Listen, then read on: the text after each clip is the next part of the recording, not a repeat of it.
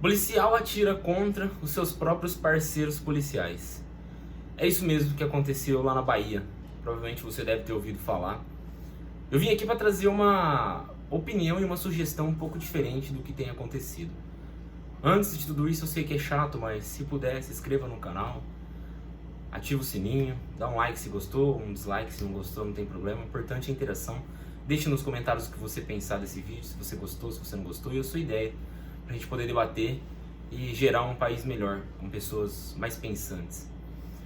Bom, na Bahia, um policial se vestiu, se fardou, pintou seu rosto com as cores da bandeira do nosso país, pegou a sua arma, foi até o Farol da Barra dirigindo em alta velocidade, sendo perseguido pela própria corporação.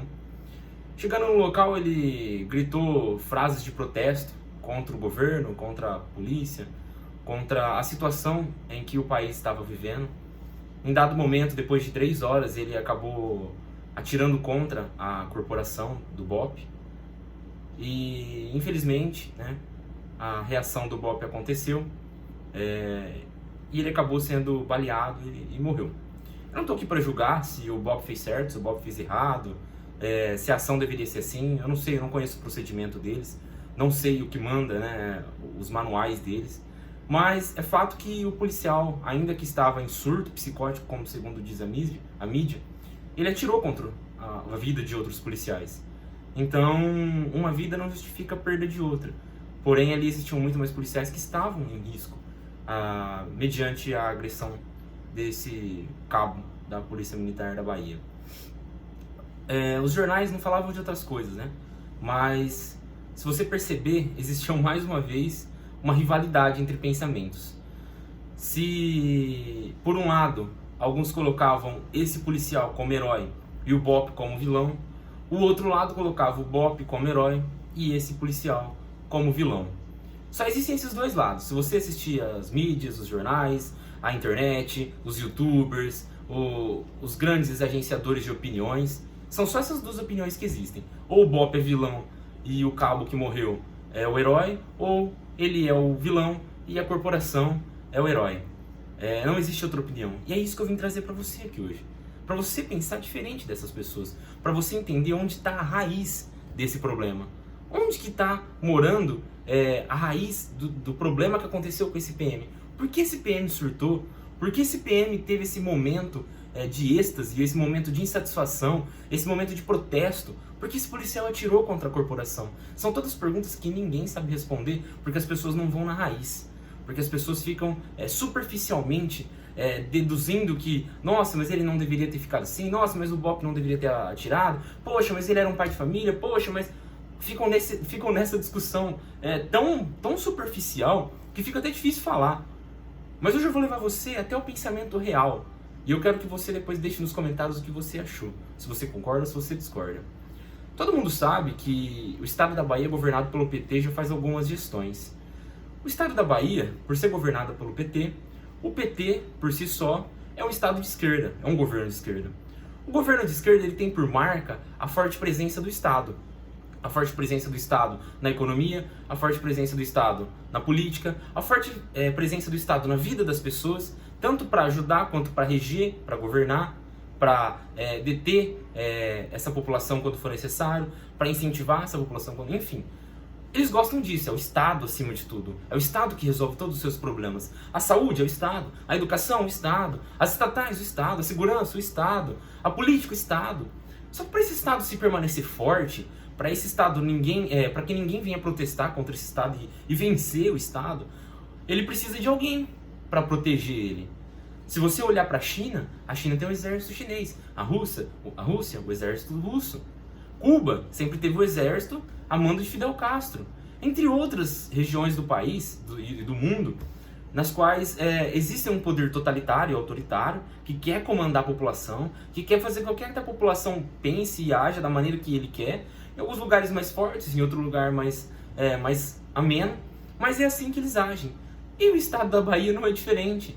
Lá existe um governo de esquerda, um governo onde ele quer ser forte, só que para ele permanecer forte e no poder, ele precisa usar uma estratégia de alguém que possa proteger ele. E quem ele usa? A polícia militar. É por isso que a polícia militar, muitas vezes no estado da Bahia e em outros estados governados pelo PT, eles são usados como marionetes, ainda que sem querer, ainda que sem terem opção, para fazer aquilo que o governador quer a seu bel prazer. Você quer um exemplo? O lockdown. Não estou aqui para julgar se é válido, se não é válido, se funciona, se não funciona. A verdade é que a polícia, ela não serve para esses casos. A polícia militar, ela tá para apoiar o poder judiciário, ela tá para apoiar as guardas municipais, ela tá para ajudar a população contra os criminosos, contra os delinquentes, mas não para prender o cidadão porque ele está trabalhando. Existem outros meios para se chegar até isso. Existem a prefeitura, existem fiscais da prefeitura para que se chegue a esse consenso. Mas não, um Estado forte, onde o Estado comanda e ele não quer perder esse poderio, ele usa quem? Um fiscal? Como no estado de São Paulo tem acontecido? Não, ele usa a própria polícia. Então, o policial, querendo ou não querendo, ele é obrigado por forças superiores a ir até o local e a fazer o que o governo quer. Por que o policial é obrigado a fazer isso? Porque assim como no jogo de xadrez, ele é o peão. Depois do peão existem as torres, depois existem os bispos, depois existem os cavalos, existe o rei e existe a rainha. Certo? Só que acima desses todos, ainda que exista uma hierarquia dentro desse jogo de xadrez, acima desse jogo de xadrez, existe alguém que manipula as peças de acordo com a sua bel vontade, que é o governador do estado.